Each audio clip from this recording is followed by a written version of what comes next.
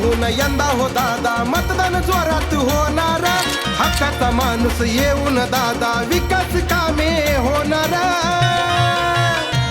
आपल्या सचिन दादा जाधव यांना जनता ही निवडून देणार, सचिन दादा जाधव यांना जनता ही निवडून देणार, सचिन दादा जाधव यांना जनता ही निवडून देणार।